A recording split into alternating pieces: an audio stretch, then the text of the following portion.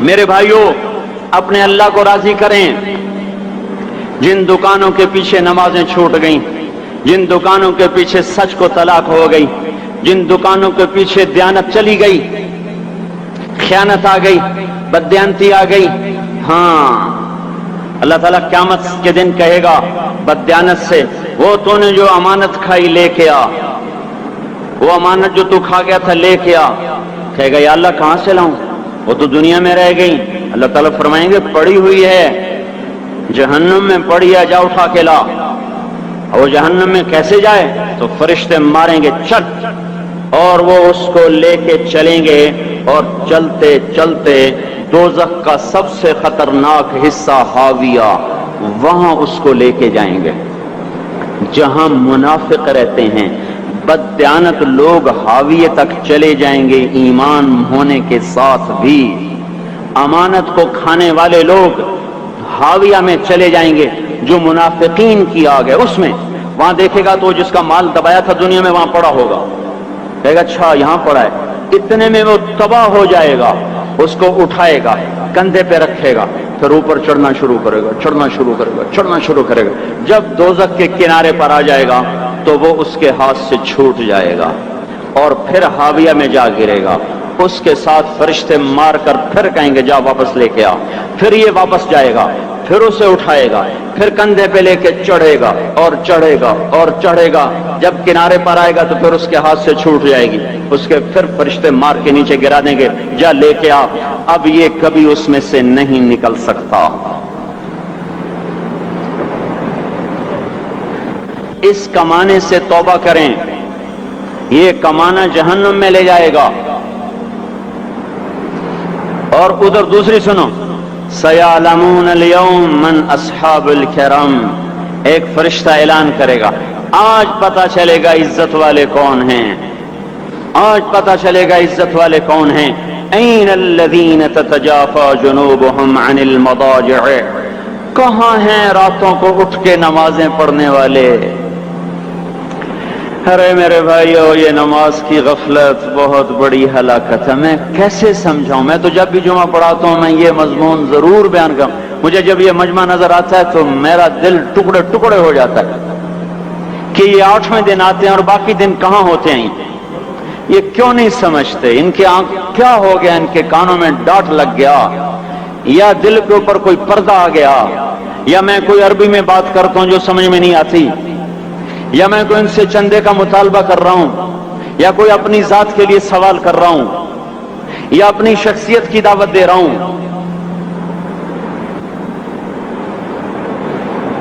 آج نماز عزت دلائے گی، سب سے پہلا اعلان ہوگا، کہاں آج پتہ چلے گا عزت والے کون ہیں، کہاں ہیں راتوں کو اٹھ کے نماز پڑھنے والے اور اللہ کے نام پہ خرچ کرنے والے۔ صرف نماز نہیں، زکوٰۃ بھی دینی پڑے گی۔ پیسہ ہے زکوٰۃ نہیں دے رہے، پیسہ ہے اللہ پہ کے نام پہ خرچ نہیں کر رہے۔ بھائیو، اللہ کے نام پہ خرچ کرنا سیکھیں، اللہ کے واسطے اپنے آپ کو سادگی پہ لائیں اور اللہ کے نام پہ لٹانا سیکھیں۔ اللہ آپ کی نسلوں کو واپس کرے گا، صرف آپ کو نہیں، آپ کی نسلوں کو واپس کرے گا۔ آپ اللہ کو قرضہ دے رہے ہیں، کسی ایسے ایرے غیر کو قرضہ نہیں دے رہے۔ یہاں مسجدیں والے چندے مانگ رہے، بھائی مسجد کو چندہ دو، مدرسوں والے چندے مانگ رہے، مدرسوں کو چندے دو۔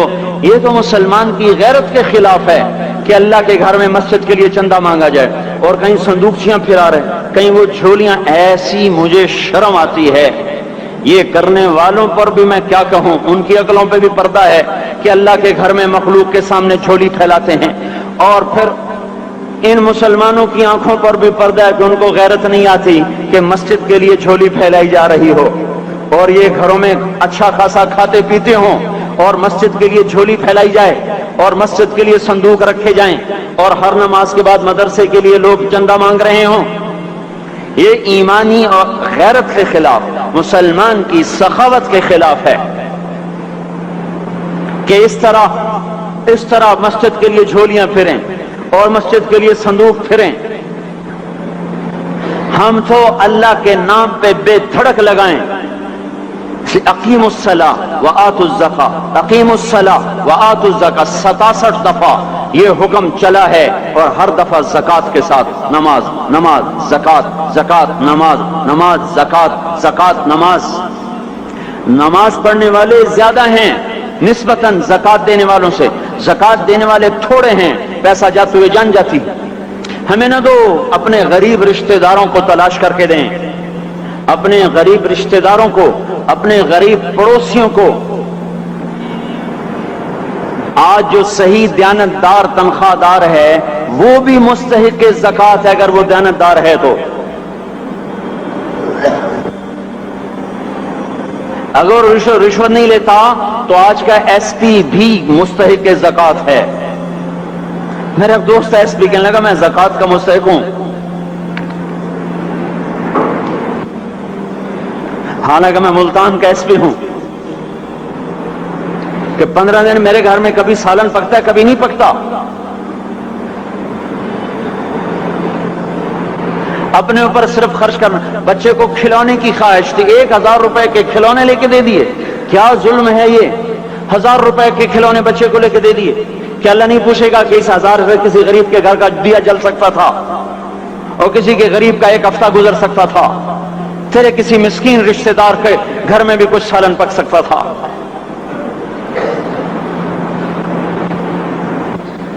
رزق دیا تو اس کا ہوش نہیں کہ اس کا حق ادا کریں، جان دی تو اس کا ہوش نہیں کہ اس کا حق ادا کریں۔ سجدہ جان کا حق ہے، اور زکوٰۃ اور صدقات یہ مال کا حق ہے۔ میں کب اپنے لیے مانگ رہا ہوں؟ میں کہہ رہا ہوں اللہ اپنے غریب رشتہ داروں کو دیں، ان کو تلاش کریں اللہ کے واسطے۔ اپنی بیویوں سے پوچھو سونے کی زکوٰۃ دی ہے؟ دے، ورنہ تو خود پکڑی جائے گی، تیرا زیور تیرے لیے گنجا سانپ بن کے تیری زبان کو ڈسے گا۔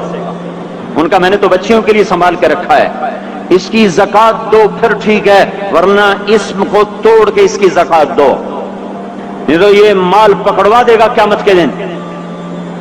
نماز نہیں چھڑا سکتی اگر زکوٰۃ نہیں دی، اور زکوٰۃ نہیں چھڑا سکتی اگر نماز نہیں پڑھی۔ مسجد بنا دی 50 لاکھ میں، اگر خود نمازی نہیں تو یہ مسجد بنانا اسے جہنم سے نہیں بچا سکتا۔ میرے بھائیوں، اپنی جان کا بھی صحیح استعمال کریں اور اپنے مال کا بھی صحیح استعمال کریں۔ ہم ایسے اندھے نہیں ہیں کہ جو بچے نے چاہا لا کے دے دیا، جو بیگم نے مانگا اٹھا کے دے دیا۔ نہیں نہیں، ہم پہلے دیکھیں گے اپنے اوپر۔ حضرت عثمان رضی اللہ عنہ کے پاس ایک سال ہے، حضور سے مانگنے آیا، آپ نے کہا عثمان کے پاس چلے جاؤ۔ عثمان سے مانگنے گئے تو آگے بیوی پہ لڑ رہے، کس بات پہ؟ یوں کہہ رہے، وہ باہر چھوٹے چھوٹے گھر ہوتے تھے تو باہر آواز آ رہی، بیوی کو کہہ رہے اللہ کی بندی رات تو نے چراغ میں بتی موٹی ڈال دی، وہ بتی ڈالتے تھے نا اس کی روئی کی، تو تیل زیادہ جل گیا۔ تو یہ کہنے لگے یہ کس کنجوس کے پاس بھیج دیا؟ جو بیوی پہ لڑ رہا ہو کہ تو نے بتی موٹی ڈالی ہے تو یہ مجھے کیا دے گا؟ تجھے دمڑی بھی نہیں دے گا۔ جب ان کو باہر بلایا اور خیرات مانگی کہ وہاں سے آیا ہوں، تو انہوں نے اندر گیا، ایک تھیلی اٹھائی، نہ پوچھا کہ کتنے چاہیے، نہ پوچھا کہ کون ہو، 3000 درہم اٹھا کے دے دیے۔ وہ حیران ہو کے کہنے لگا یار ایک بات تو بتاؤ۔ کہا کیا؟ کہا یہ مجھے تو نے اتنے دے دیے کہ میری اگلی نسل کو بھی کافی ہیں، اور خود بیوی پہ تو لڑ رہا تھا کہ بتی موٹی کیوں کر دی؟ کہنے لگے وہ اپنی ذات پہ خرچ تھا، وہ پھونک پھونک کے کرنا ہے، یہ اللہ کو دے رہا ہوں جتنا مرضی دے دوں، یہ تجھے تھوڑا اللہ کو دے رہا ہوں۔ تو اپنی جان کو بھی لگائیں اللہ پر اور اپنے مال کو بھی لگائیں اللہ پر۔ اور میرے بھائیوں اپنی کمائیوں کو حلال پہ لائیں، اور بیویوں کو سمجھا دیں کہ ہم تمہاری خاطر دوزخ میں نہیں جا سکتے۔ یہ ہم اس پر توبہ کریں، اس پر توبہ کریں، اور یہ آبادی ہر وقت ہونی چاہیے مسجد کی۔ چلو کوئی جو جہاں سے بھی آیا ہے مسجد کے عادی بنو میرے بھائیوں۔ ہماری جماعت گئی تھی اردن میں 1991 میں، تو ہم اسرائیل کے بارڈر پر چلے۔ انہوں نے بتایا کہ یہ ہم سے آمد رفت بات چیت ہوتی رہتی ہے، چونکہ کچھ عرب ادھر رہتے ہیں کچھ عرب ادھر رہتے ہیں، رشتہ داریاں ہیں۔ تو کہ یہ یہودی ہم سے پوچھتے ہیں تمہاری فجر میں نمازی کتنے ہوتے ہیں اور تمہارے جمعے میں نمازی کتنے ہوتے ہیں؟ ہم نے پوچھا یہ تحقیق کیوں کرتے ہو؟ ان کا ہماری کتابوں میں یہ ہے کہ جب فجر کی نماز کے نمازی اور جمعے کی نماز کے نمازیوں کی تعداد برابر ہو جائے گی تو یہودی دنیا سے مٹ جائیں گے۔ اب یہاں فجر میں 1.5 صف ہوتی ہے اور جمعے میں باہر بھی صفیں بنی پڑی، چلو میں کہتا ہوں مان لیا 1/3 طبقہ باہر سے آیا ہے، یہ 2/3 تو یہیں سے اٹھ کے آیا ہے، یہ کیوں نہیں ہر نماز میں آتا؟ میرے بھائیوں اپنے حال پہ رحم کریں، اللہ کے واسطے میری پکار کو سنیں۔ میں آپ کو کوئی فلسفہ نہیں سمجھا رہا، میرا روزانہ ہر جمعے جب آتا ہوں میں یہی مضمون بیان کرتا ہوں، میں روزانہ آپ کو نیا بیان سنا سکتا ہوں۔ 360 دن ہیں، میں اللہ کے فضل سے آپ کو روزانہ نیا 360 دن میں آپ کو 360 نئے بیان سنا سکتا ہوں۔ میں یہاں بیان کرنے نہیں بیٹھتا، اپنا دکھڑا میں روتا ہوں کہ پوری گلستان کالونی جہنم کی طرف جائے اور میں ان کا پڑوسی ہوں اور میں انہیں جہنم میں جاتا دیکھوں اور میری ہائے نہ نکلے تو میں ڈوب کے مر جاؤں۔ جلتا کتا ہم نہیں دیکھ سکتے اور اس ہماری آنسو نکل پڑیں، چوہے کو ہم جلتا نہیں دیکھ سکتے اور میں اتنی شکلوں کو جہنم میں جاتا دیکھوں۔ جس نے فجر آج نہیں پڑھی اس نے پر جہنم کو واجب کر لیا، جو اب آئندہ اثر نہیں پڑے گا اس پر جہنم واجب ہو گئی، پھر میں کیا مضمون بیان کروں، کیا فلسفے بیان کروں؟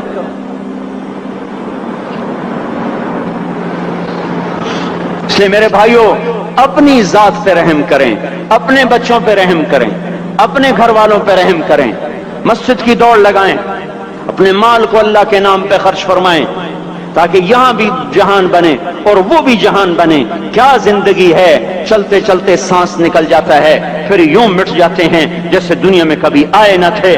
پوتے پوچھتے ہیں ابا دادا کی قبر کہاں ہے؟ ابا کہتے ہیں بیٹا یہیں کہیں مل گئی، پتہ نہیں کہاں ہے۔ آج تو اگلی نسل دادے کی قبر نہیں دیکھ سکتی، ہم اس دنیا کی خاطر اللہ کے باقی ہو جائیں۔